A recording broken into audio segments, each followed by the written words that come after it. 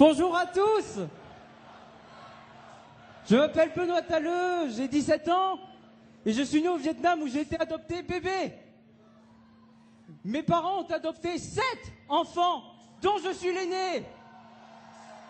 Je me suis engagé dans la lutte contre le mariage pour tous avec l'association Les Adoptés parce que j'en ai assez qu'on parle d'adoption comme si les premiers concernés, ça n'était pas nous, les enfants adoptés. Dans les orphelinats, quand on demande aux enfants ce qu'ils veulent, ce qu'ils vous répondront, ça sera un papa et une maman. Ce sont les premiers mots que prononce un enfant. Et l'adoption, c'est ce qui permet à un enfant qui n'a pas de parents de pouvoir mettre un visage sur le mot papa, maman. L'orphelin, il rêve de ses futurs parents, il les imagine, il les désire du plus profond de son être. Le désir d'avoir un père et une mère d'un orphelin doit être écouté en priorité. Il faut arrêter d'inverser les choses. Dans l'adoption, l'enfant a besoin d'un papa et d'une maman. Les parents, eux, ont envie d'un enfant. Qu'y a-t-il de plus important entre une envie et un besoin? Je vous le demande. Adopter, c'est offrir un papa et une maman à un enfant qui n'en a plus. Adopter, ça n'est pas pour uniquement les personnes stériles. La stérilité n'est pas une nécessité pour adopter, que ce soit par nature ou par accident. L'adoption, ça n'est pas un remède pour soigner la douleur de personnes stériles. Ça n'est pas un remède à la stérilité, pas plus que nous sommes des médicaments pour soigner la douleur de personnes en mal de ne pas avoir d'enfants. Nous ne sommes pas un dû, pas plus que nous sommes un droit. C'est violent de parler d'un enfant comme s'il était un droit. Nos mères biologiques ont eu le courage de nous confier à l'orphelinat malgré la honte et le rejet dont elles faisaient l'objet. Souvent, elles se retrouvaient seules.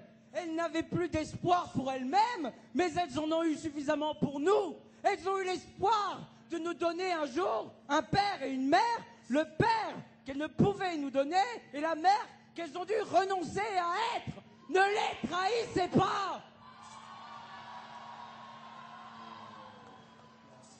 Donner le droit d'adopter à des personnes de même sexe, c'est trahir la confiance, c'est trahir le courage de nos mères. L'enfant a besoin d'un père et d'une mère, c'est un besoin. Et ça n'est pas en donnant ce droit aux personnes de même sexe à adopter que vous nous retirerez ce besoin. Tous nés d'un homme et d'une femme, tous adoptés par un homme et une femme. On entend parfois qu'il vaudrait mieux qu'un enfant sans famille vive avec des parents de même sexe plutôt que de rester à l'orphelinat.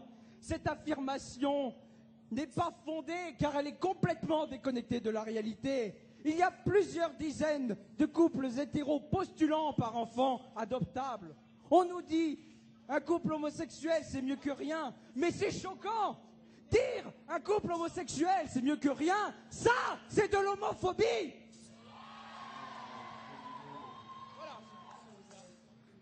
Le meilleur pour un enfant, c'est d'avoir un papa et une maman, et je n'aurai de cesse de le répéter.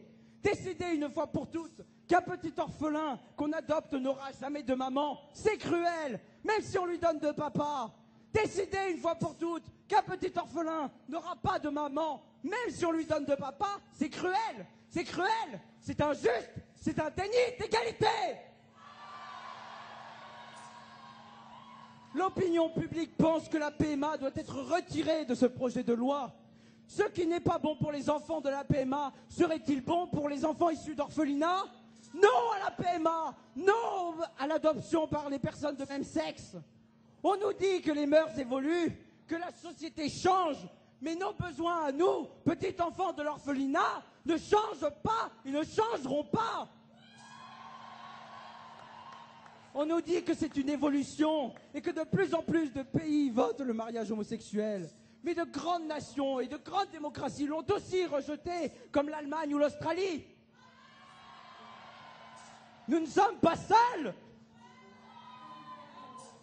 Ce projet de loi est égoïste. Le droit et la loi doivent être du côté du plus faible. Un papa et une maman pour tous les enfants. Que la France, pays des droits de l'homme, reste aussi le pays des droits de l'enfant et non pas du droit à l'enfant.